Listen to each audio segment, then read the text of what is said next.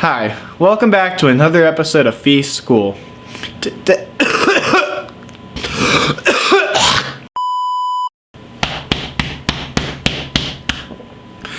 we're going to be talking about the history of Steve Jobs. If you want to see more history videos on successful people and how they overcame things, just let me know. I think this would be a good topic for Feece School, a history of successful people.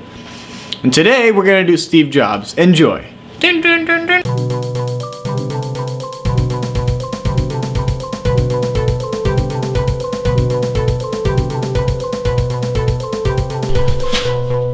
Welcome back to another episode of Luke Talks, bros.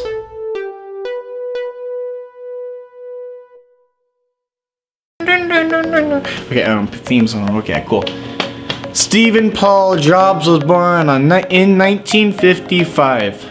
He was the son of two Wisconsin graduate students, but they put him up for adoption because I don't think they were ready to have a kid, so he was adopted, but his parents promised they would go to college. And then, after his high school and everything, he went to a college. Fuck if I know. He went to college, but he didn't even stay. He stayed for like 6 months and left. But he did tour around the area of India. He started touring around India, or not touring, he just started traveling, and then while he was in college, he actually took LSD, which before he died, he said was one of the three best experiences of his life. But I don't condone anything, that's just what he said. So basically, he dropped out of school, and he was really had a good direction. He was directionless, but he was ambitious. And he didn't know what to do, but he decided he could start a job at Atari. So he went in to Atari and started working for Atari. And then he met a guy named Steve Wozniak. And they decided to start their own computer company. In 1976, Steve Jobs co-founded Apple with Steve Wozniak. They started competing with IBM, and then were like really at it. IBM, no, Apple, IBM, and they were like competing companies. And then Steve Jobs was working on this thing called the Lisa computer, but that never really came out, but he got kicked off that project. And then he hired a guy named John Scully to help him with Apple. But then, after a while,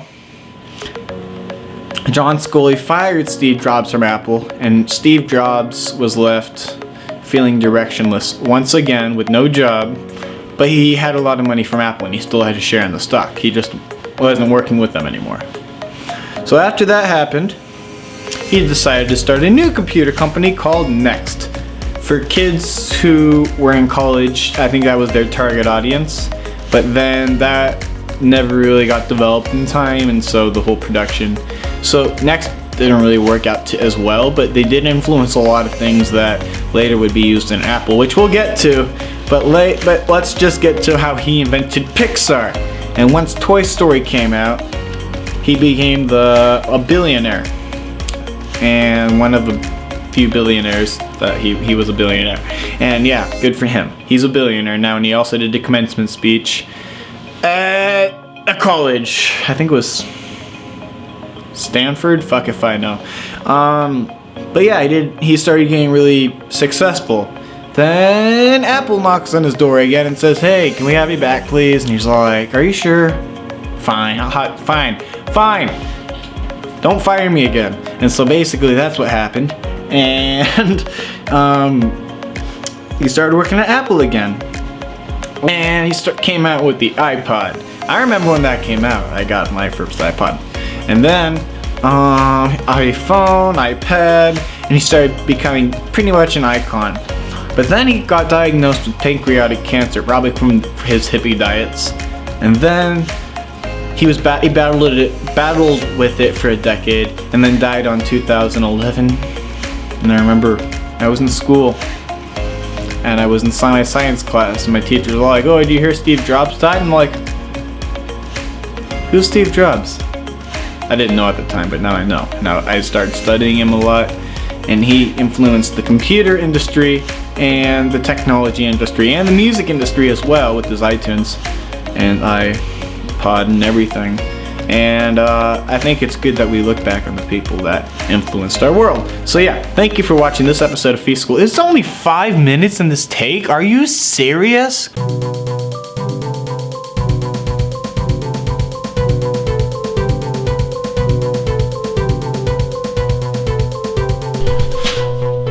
Welcome back to another episode of Luke Talks, bros.